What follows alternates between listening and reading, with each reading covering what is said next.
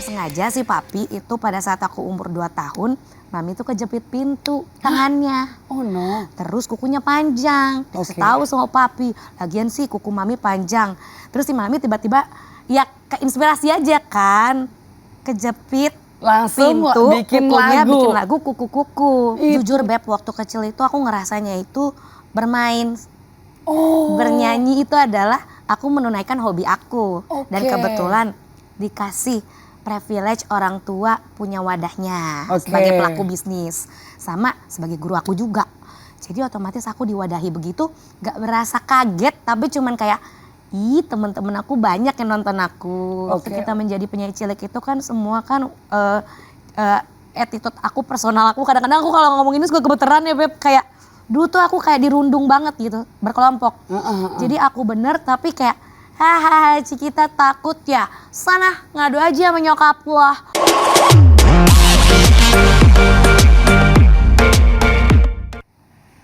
Halo Insertizen, berjumpa lagi dengan saya Jaslyn Lim di iTalk. Dan kali ini kita ada guest star yang mungkin kalau kamu anak 90-an ini pasti tahu banget deh. Udah dengerin lagu seseorang ini dari kita kecil. Karena kan penyanyi cilik ya dulunya ya.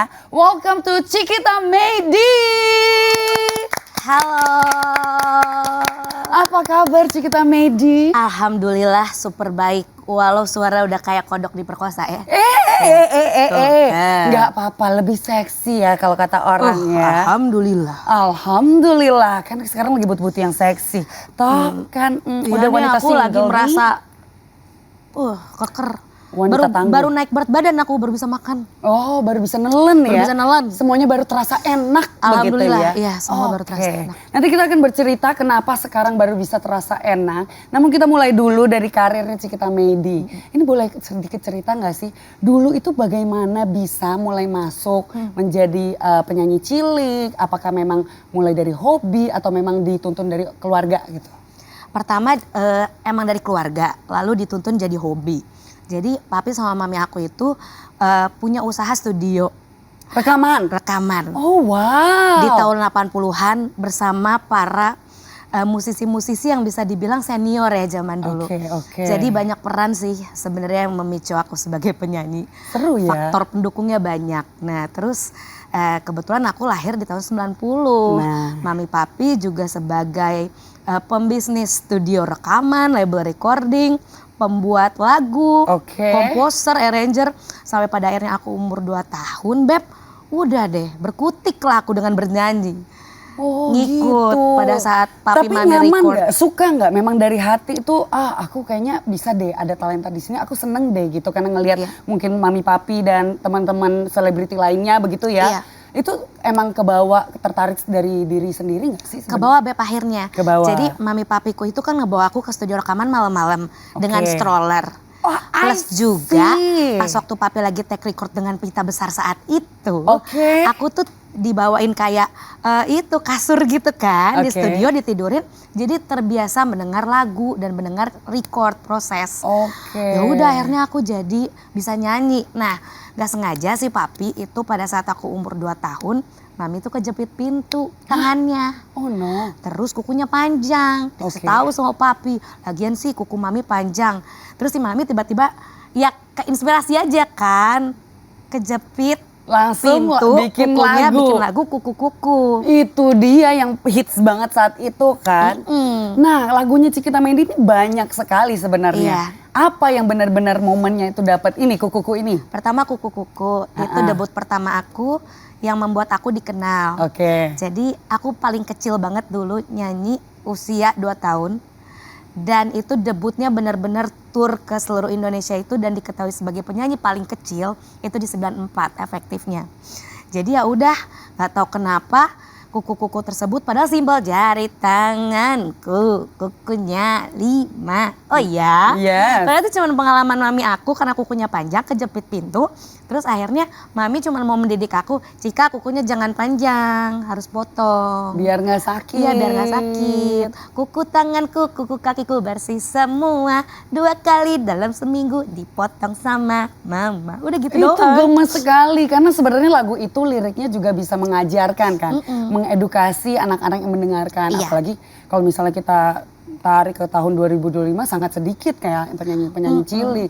Yang kita butuhkan lagi ada lagu-lagu untuk anak-anak. Jadi sesuai dengan usianya. Dan Cikita Medi kemarin itu ya memang di tahun 90-an tuh hit sekali begitu ya. Alhamdulillah karena emang bukan aku aja menjamur sih dulu ya. Betul. Banyak banget angkatan aku ada Messi, ada Trekwek, ada Kak Eno dan Joshua dan yang lain-lain banyak banget. Jadi kayak waktu aku kecil tuh juga kayak nyanyi, ketemu sama komunitas penyanyi dari Solo sampai grup udah kayak bermain. Kita punya geng penyanyi cilik, macem-macem. Jadi kayak seru ya. Wah, zaman dulu TV-nya cuma 3. Terus pesta anak-anak itu bener-bener gegap gempita. Dan ya anak-anak ya lagunya sesuai anak-anak. Itu dia, sesuai, iya. Nah kalau tadi tuh sempat ngomong juga, berarti di tahun 94 usia baru 4 tahun 4 aja. tahun. Itu udah terkenal sebagai penyanyi paling muda. Ya, Bahkan paling udah kecil. melakukan konser ke seluruh Indonesia. Ya. Sempet kaget gak sih sama ketenaran itu, sama exposure itu? Jujur Beb, waktu kecil itu aku ngerasanya itu bermain. Oh. Bernyanyi itu adalah aku menunaikan hobi aku. Dan Oke. kebetulan dikasih privilege orang tua punya wadahnya. Oke. Sebagai pelaku bisnis. Sama sebagai guru aku juga. Jadi otomatis aku diwadahi begitu gak berasa kaget tapi cuman kayak ih temen-temen aku banyak yang nonton aku Oke, gitu. oke. Jadi terbiasa cuman memang aku jadi harus profesional. Nah. Dan biasanya mood anak kecil itu kan up and down ya. Dikala lagi banjir job, akunya mungkin kadang capek tapi untungnya kan manajemennya keluarga Beb. Betul. Jadi manajemennya keluarga, yang nata rambut, nata busana keluarga, I see. yang nata cara ngomong, cara nyanyi mami papi, semuanya diatur. Dan Jadi terbawa enak. sampai sebesar ini. Berarti memang keluarga ini sangat mensupport Cikita Iya, dari dulu. Memang betul. udah dikasih jalannya, Iya. dipermudah juga, diajarkan dengan orang-orang yang memang comfort zone-nya Cikita saat itu. Tidak merasa terbebani sama sekali dengan exposure tersebut. Kalau misalnya kita bilang kan sebenarnya anak kecil ada pengen mainnya. Ya itu Nah, salah satunya Beb. Nah gimana itu? Nah waktu itu aku pingin main tapi terkadang ada beberapa kontrak yang sudah diteken juga gitu. Nah. Jadi mau gak mau aku harus profesional. Dan dulu itu kan sekolahku lumayan ketat ya, sekolah Islam saat itu.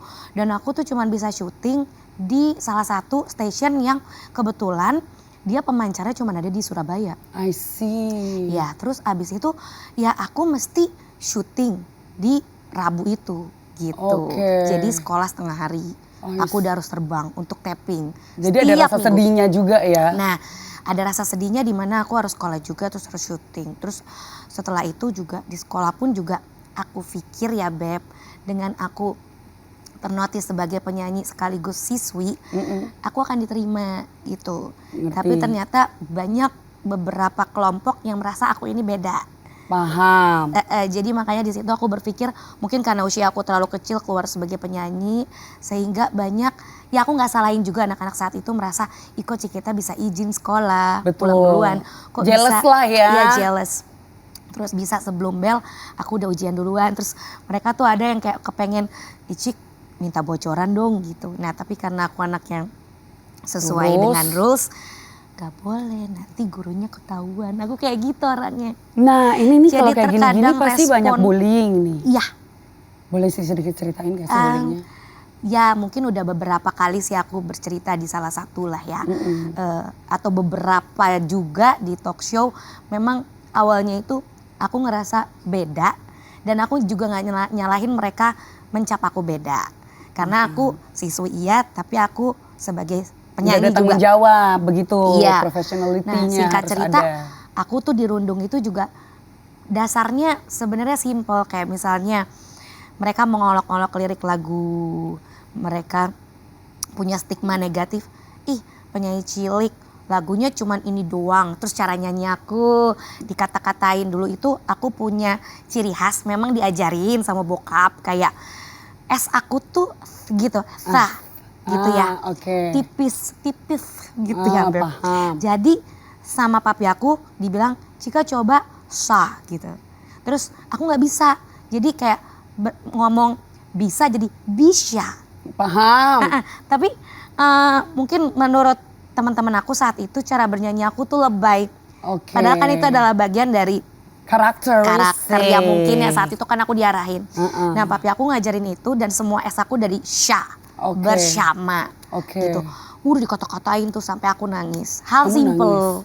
Terus kayak kedua. Ada sempat males gak sih pergi ke sekolah gitu? Iya, dampaknya? aku jadi takut dan beberapa kali prestasi aku menurun. Di sampai sekolah. waktu aku kelas 2, terkadang gini, ada yang gak mau duduk sama aku di sekolah, di meja, bangku gitu ya.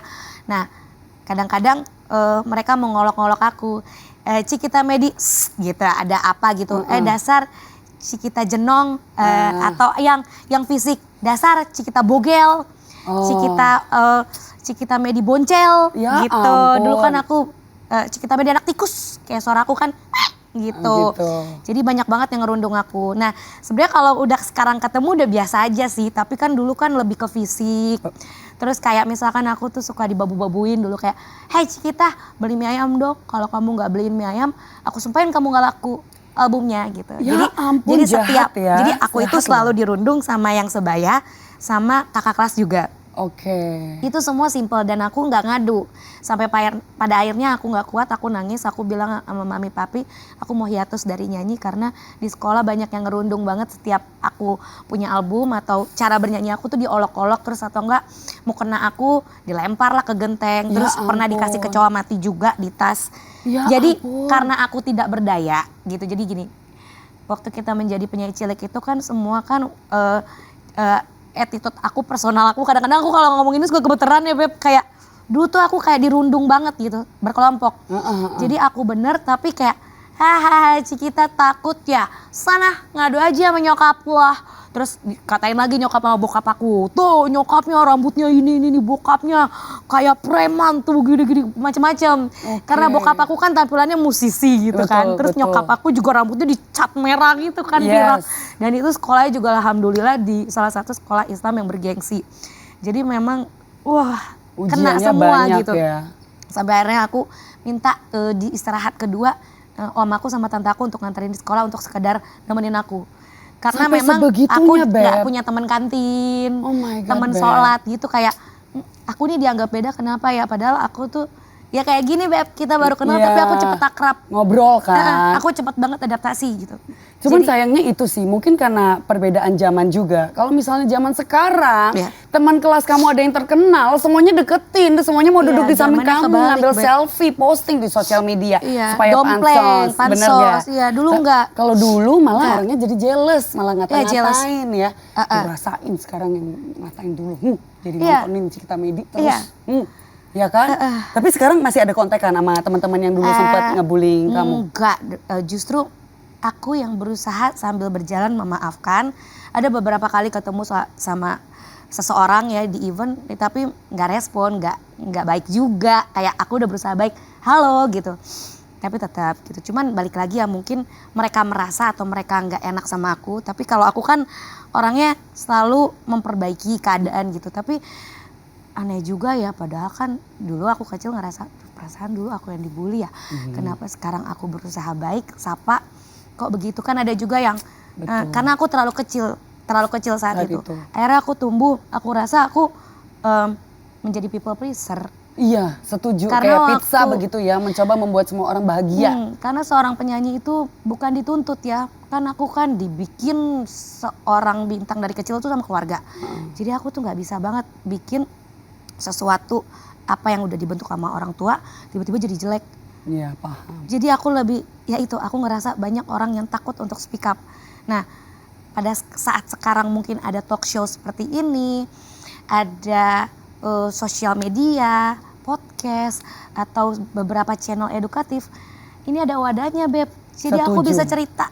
Bisa menjadi inspirasi juga buat teman-teman. Tapi kadang-kadang ada stigma negatif juga ketika aku speak up. Mereka bilang, wah lu nyari momen lu. Nyari momen lu karena lu udah gak terkenal lagi, lu nyari momen. Ini apa yang aku rasain. Tapi itu dia. When I was child, aku tuh ngerasain kayak gitu. Tapi itu dia, mau segimana baik pun seseorang ya, kadang-kadang orang lain itu memberikan perilaku yang sebenarnya bukan salahnya kita, tapi itu cerminan dari diri dia sendiri. Ataupun dia merasa ada kelebihan di diri kamu yang tidak dimiliki dia. Ya. Itu, kembali lagi jealous ya kan.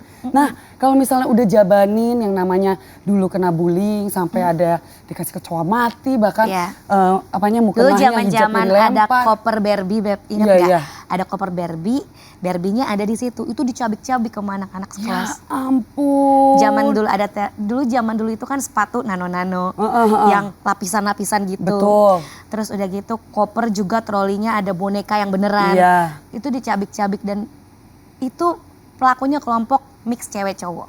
Bisa yang sebaya aku, bisa yang lebih dewasa. Kakak kelas. Nah tapi pada saat itu kalau aku lapor ke sekolah ya pihak sekolah cuman hanya memediasi tapi tidak memberikan efek jerak. Jadi menurut aku semua di situ punya kuasa.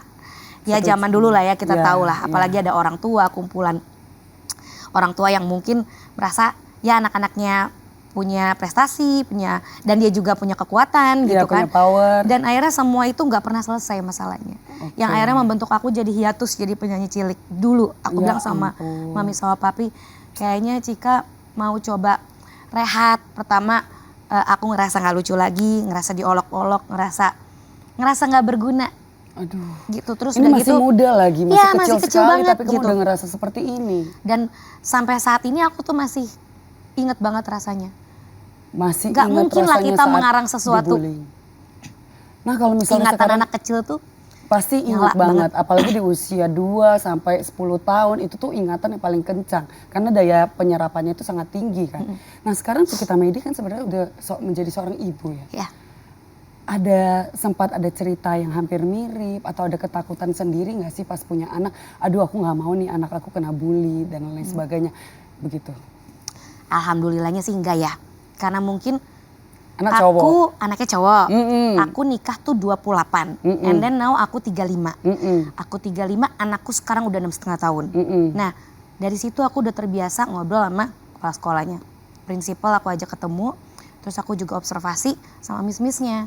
Jadi kebetulan anak cowok ini kan brutal banget ya Beb ya. Betul. Kayak contoh, wah kalau misalnya main udah sikut kanan sikut kiri.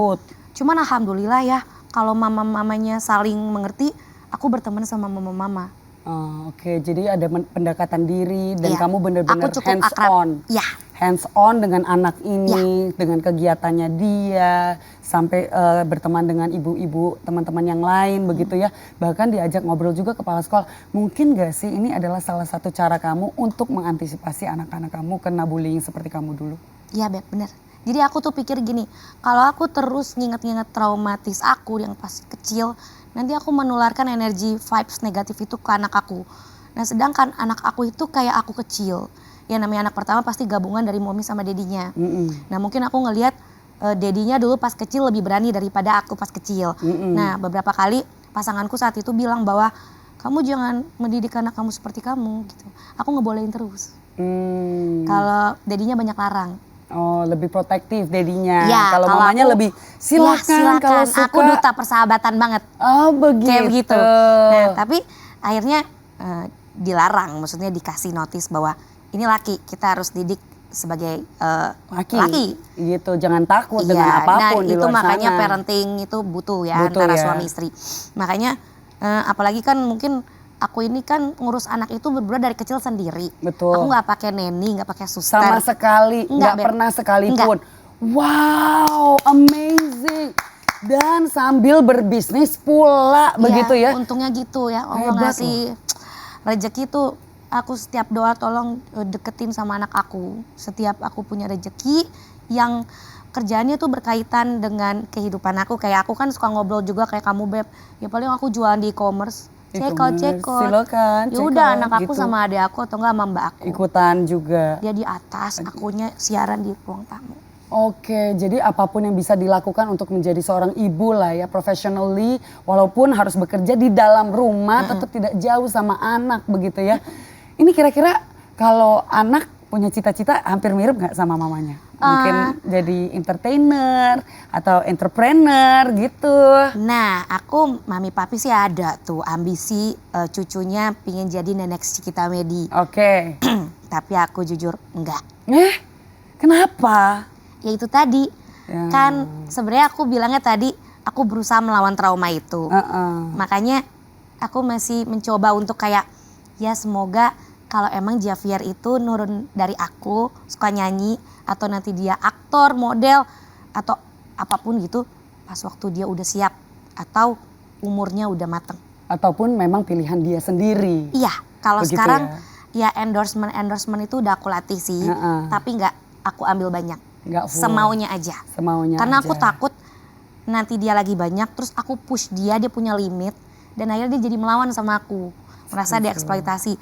Dan gak tau kenapa anak aku yang Javier ini bestie aku banget. Jadi makanya aku tuh kalau udah keluar jauh kepikiran dia terus. Jadi gitu. Dia keep in touch gitu, telepon, video call dan lain sebagainya. Kan karena aku kasih jam kayak smartwatch gitu. Jadi aku tahu maps dia tahu maps aku dan ada aplikasi lucu banget gitu namanya Bump. Bam itu bisa ngelihat map aku di mana sama dia di mana, sama nenek kakeknya di mana, sama tante omnya di mana. Gemes banget. Iya, jadi kayak Momi di mana sih? Momi di Trans TV ya, dia tahu pasti. Oh, dia tahu. Jadi saat ini juga Javier juga tahu nih mamanya ada di Trans TV ya. Iya, tahu. Aku izin terus sama dia. Berarti mamanya ini nggak boleh kabur kemana-mana. Kalau mamanya bandel ketahuan sama anaknya. Aku mah nggak bandel, cuman rusuh aja aku. Ya udahlah ya. Nobody's perfect ya. Itu yang bikin kita unik ya sebenarnya. Tapi Javier ini sering mendengarkan lagu kamu gak sih? Pernah dong ngeliat video klip kamu zaman dulu? Nenek kakeknya dong pemirsa. Tahu nggak? Akunya malu sendiri. Kenapa? Jadi misalnya gini di mobilnya sama mami papi nyetir. Aku di belakang ya kan. Ya udah diputerin gitu kan. Terus kayak mami papi tuh kayak nostalgia di masa lalunya. Kayak ini dulu mami kamu nurut nih. Gak kayak Javier susah banget disuruh nyanyi kayak gitu-gitu. Mami. Jadi anak dan cucu dibandingkan ya, dibandingkan. Begitu ya. Tapi lucunya Javier sempat membuktikan Beb. Jadi ada beberapa lagu dari kuku-kuku itu. Sama ada Allah Maha Besar gitu ya. Itu salah satu album aku juga.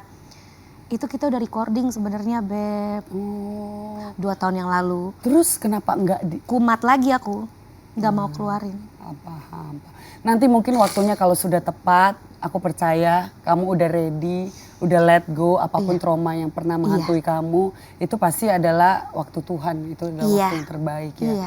Karena mungkin kalau misalnya rilis sekarang, kamunya belum nyaman, Javiernya belum nyaman, nanti malah jadinya kurang enak gitu koneksi terhadap semua orang-orang yang tergabung dalam lagu itu kan. Tapi nggak masalah lah. Karena kan sebenarnya Cikita Medi juga sekarang pendapatannya juga banyaknya dari entrepreneur juga nih. Dengar-dengar punya skincare gitu. Nih ya. Iya, tapi itu udah lama banget dulu kolaborasi gitu. Sampai sekarang akhirnya bikin sendiri, gak sengaja. Apalagi kan e-commerce ini kan banyak banget best deal produk. Terus emang aku tuh dari 2008 itu pakai skincare gitu kan. Nah dari situ aku update formula, ketemulah sama satu pabrik maklon yang ternyata ya bisa memperbanyak itu. Dan aku juga oh ya udah deh, karena aku anak bisnis ini buat menjadi bentuk aku sih mau membuktikan ke mami papi. Aku kan urusan bisnis. Jadi papi aku tuh idola banget sama bapakku Kian G almarhum. Aku dimasukin di situ. Jadi dia tuh sempat bilang, Cika kamu jadi entrepreneur aja gitu. Sebenarnya aku pengen jadi pengacara. Cita-citanya sama jalan Allah beda begitu ya. Sebenarnya aku pengen jadi pengacara. Sama jadi pembalap. Pembalap? Iya. Pembalap hati kamu kalian Citizen ya? Iya. Tapi gak tau kenapa bokap sama nyokap kan bilang, Cika kan kita punya perusahaan keluarga. Ini pasti papi mami butuh bantuan kamu. Jadi ya udah aku masuk S1-nya bisnis, S2-nya bisnis juga tapi lebih strategik. Ya udah tamat baru nikah. Jadi kalau misalnya ngomongin soal entrepreneur ini sebenarnya dari Cika sendiri tidak ada keinginan atau tidak kepikiran lah ke sana ya. Tapi juga memang karena orang Padang. Orang Awa. Baik. Jadi jago dagang. Orang tua juga membantu dan membukakan jalan. Nah ini apa perbedaannya kira-kira sebagai entertainer dan juga sebagai entrepreneur? Apa ini perbedaannya? Lebih suka menjadi entertainer atau entrepreneur? Dua-duanya. Dua-duanya, karena dua-duanya cuan ya, Beb. Dua-duanya cuan. Terus menurut aku kayak aku tuh nggak jadi fake di depan orang. Karena aku kayak jualan ini sejak ada e-commerce, si Oyen, si Ketok, yang lain-lain. Aku ngerasa lebih dekat sama para customer. Nah dari customer itu ada peluang, misalnya contoh ya Beb, apa yang kita pakai itu akan jadi komen kayak aku ngeliat kamu, Beb, anting kamu bagus banget deh. Itu di keranjang berapa? Terus kayak lipstick kamu sama shading kamu di keranjang berapa? Terus pada saat kita ngejelasin itu ke orang dan kita pakai, terus orang itu beli dan reviewnya bintang 5, terus jadi order terus kita dapat cuan, itu happy Beb. Happy. Kita tuh kayak SPG, bertarget. Betul, dan selain itu sebenarnya juga membuat orang lain terlihat cantik juga. Jadinya entrepreneur itu kita semua entrepreneur, Beb. Ini di semua ya di sini entrepreneur. Kamu juga. Gitu ya. Ya nggak sih, Beb? Iya. Benar. Jadi sebenarnya dua-dua memang Cikita suka dan memang Cikita ini dasarnya suka ngobrol sama orang, cepet akrab aku sama orang, cepet adaptasi. Gitu ya. Walaupun memang kan basic aku penyanyi, malah yang tidak ada, belum ada malah keinginan untuk balik ke nyanyi. Oh gitu. Itu yang anehnya, aku kayak ngerasa, mungkin karena aku dulu nyanyi terlalu intens ya, aku ngerasa kayak, nanti pas udah gede. Udah aku pernah rasain, aku udah pernah ngerasain gitu. Iya. Terus kan? orang-orang taunya gue cilik mulu, udah deh gue gak bakal diterima, gue nanti jadi penyanyi gitu. Ada rasa yang kayak, aduh minder. Menutup diri. Karena kan sekarang ini penyanyi-penyanyi udah banyak banget yang bagus-bagus. Dan aku yang kayak udah regenerasi deh. Udah deh gue kayak entrepreneur aja. Ingat Beb, karakter orang beda-beda. Penyanyi boleh banyak ya, tapi kan karakternya setiap suara juga beda-beda. Musiknya juga beda-beda. Bener. Ya, mungkin lebih ke dagang sekarang ya. Sekarang dagang. Nah, tapi kalau dagang juga bukannya kita bilang tetap cuan, memang cuan. Alhamdulillah. Tapi kan kalau bisnis itu pasti ada up and down. Apalagi kalau baru mulai jatuh bangun, belum lagi ketipu orang, belum lagi duit dibawa kabur sama siapa gitu ya. Ceritain dong jatuh bangunnya bisnis. Jatuh bangunnya bisnis, dulu itu aku tuh bisnis kan pakai hati ya, jadi nggak pakai yang namanya cuman teori doang. Nah pas aplikasinya aku terlalu baku sama teori, tapi kita nggak tahu nih threats orang-orang yang terhadap bisnis kita tuh seperti apa. Seperti copy bisnis lah, seperti backstabber juga ada gitu kan, pasti ada. Terus ada juga marketing spy gitu ya, jadi kayak ya sekarang aja lumrah ya, kita aja mau menjual apa-apa semuanya ada affiliate share per produk gitu. Nah karena sekarang udah seperti ini, akhirnya aku udah mulai learning by doing nih Beb gitu. Awal memulai bisnis juga kan dari keluarga jualan aku. Jualan aku, bener banget ini produknya nih, salah satu produk jualan dari aku. Mami Papi nih. Terus dihitung berdasarkan keping dan kaset CD gitu-gitu kan. Terus pada akhirnya, nah aku mikir aku jual apa lagi selain suara. Nge-host udah, terus jadi aktris pernah tapi nggak begitu doyan. Terus model cebol nggak bisa juga. Jadi aku tuh kayak, aduh jadi apa gue? Terus ya namanya waktu saat transisi dari remaja menjadi wanita itu pasti pas waktu S1 tuh aku bingung mau jadi apa. Terus semua orang pernah melalui itu. Akhirnya kata papi ya udah kita kan ada production house, jika bikin program sebanyak-banyaknya. Nah program pertama aku adalah home shopping. Home shopping. Kalau pernah tahu yang kering-kering terus mereka langsung, demo. Telepon ke sini, online secara salah online satunya jualan aku begitu. Orang belakangnya. Iya, sampai akhirnya kalau hostnya lagi nggak ada, akulah yang jadi muncul. Makanya terbiasa aku tuh ngomong itu pakai tempo, merepet, pakai durasi. Gitu ya. Makanya aset suara aku nih sekarang harus dijaga, makanya sempat hilang. Jadi itu yang membuat aku nggak pede nyanyi dulu karena kayaknya di tenggorokan aku ini ada sesuatu lah kayak nodul gitu yang mesti aku beresin. Gitu. Jadi kadang-kadang aku silent. Nah enaknya silent tuh ngapain selain nyanyi? Jualan. Gitu, itu berarti awalnya. Sekarang kalau boleh sedikit di listing gak sih lagi entrepreneur apa aja, ada bisnis apa aja nih buat teman-teman Insertizen kan yang penasaran. Karena kita lagi menghadapi resesi ya Beb, berasa gak sih ya? Kayaknya semua ya itu pada ngalamin yang namanya kenaikan harga bahan baku. Apalagi ini udah end of the year. Aku tuh kemarin ikut ketok manajemen, aku dikirim ke China. Jadi itu pun juga aku ikut bareng orang-orang yang newbie dan macam-macam, ada seleb, influencer, sampai orang-orang yang berusaha, orang baru jadi influencer. Jadi akhirnya semua orang bisa jadi artis, ya kan? Karena dilihat di layar kaca, layar handphone. Aku ke China, di situ aku belajar gimana caranya nge-branding diri sendiri, nge-setting siaran, dan aku gimana caranya untuk memaksimalkan penyampaian aku setiap produk. Nah itu aku belajar, jadi aku belajar lagi yang namanya business agency khusus host, jualan. Terus kedua, kalau misalnya kita udah bisa nge-host, nah aku mikir selain aku jualan produk orang, boleh nggak ya jualan produk sendiri? Nah ternyata tiap agensi di sana itu banyak yang bilang, Ciki kamu tuh harus punya your own brand product katanya. Dan akhirnya kamu jalani gitu. Sebenarnya dari dulu udah, tapi akhirnya pas waktu aku ke China kemarin aku mantepin. Lebih difokusin lagi. Jadi ternyata apa yang udah aku lakuin kemarin itu sempat on off. Kebanyakan aku ngerjain sesuatu. Jadi fokusnya nggak ke satu bisnis hal skincare begitu. Bisnis agency Terus aku juga sempat ikut asuransi juga. Aku sempat ikut juga pasangan aku bikin bisnis, bukan bisnis ya, aku cuman mendampingi interior design. Apalagi ya, banyak banget ternyata. Pokoknya ya. Pengadaan itu aku ikut semua, tender-tender itu aku ikutin. Semuanya yang halal yang bisa dijual sama Cikita Medi dijual ya. Terus konveksi juga sempat. Jadi kayak kemarin ada satu konveksi yang punya barang lebih, mereka taruh ke toko aku habis 1.000 kayak gitu. Jadi kayak tapi keluarga semua yang jualan. Hebat loh, tapi loh maksudnya kan mencoba aja sih sebenarnya. Nggak semua orang ada keahlian seperti itu kan. Apalagi kalau misalnya zaman dulu Cikita Medi ini penyanyi cilik tiba-tiba disuruh jualan begitu ya kan. Salah satu yang aku pikir adalah di situ aku sebagai Cikita tuh nggak akan mungkin menjadi Cikita terus yang dikenal orang, karena kan masalahnya kan semua tuh orang-orang punya kekaguman tuh ada timelinenya, ada expirednya. Misalnya Cikita udah lucu nih pas kecil, pas gede jadi ya begitu deh. Ada yang suka, ada yang setiap orang pemikirannya tidak bisa kita kontrol gitu. Bagaimanapun kan kita manusia biasa. Punya backup, jadi mungkin karena aku orang Padang, terus mami papi aku udah bilang Cika nanti harus punya backup. Jadi aku orangnya terplanning gitu. Mungkin karena orang tua juga kali ya. Iya juga sih. Iya banyak ajaran juga orang tua sih pasti. Banyak yang bilang juga mungkin karena disiplin lo kayak sama orang tua lo, emang orang tua lo keras. Ada juga yang bilang orang tua Cikita otoriter, Cikita anak dibawa ketek sama bapaknya.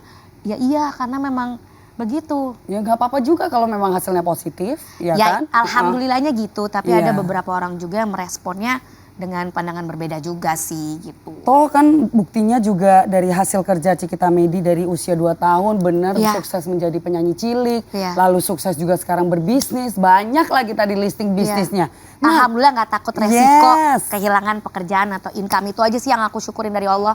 Kalau Allah nggak mempertemukan aku atau aku dilahirkan dari rahim mami dan papi gitu ya. Mungkin ceritanya akan berbeda gitu. Jadi aku berterima kasih sama Allah. Aku dikasih orang tua yang membuat aku jadi kayak sekarang, jadi aku nggak pernah nyerah. Amin, gitu. luar Walaupun biasa emang ya buat mami ada papi lika-likunya lah ya gitu. Tapi mami ada papi pasti bangga hidupnya. sekali sih sama Cikita Medi dengan apa yang sudah diceritakan tadi ya kan.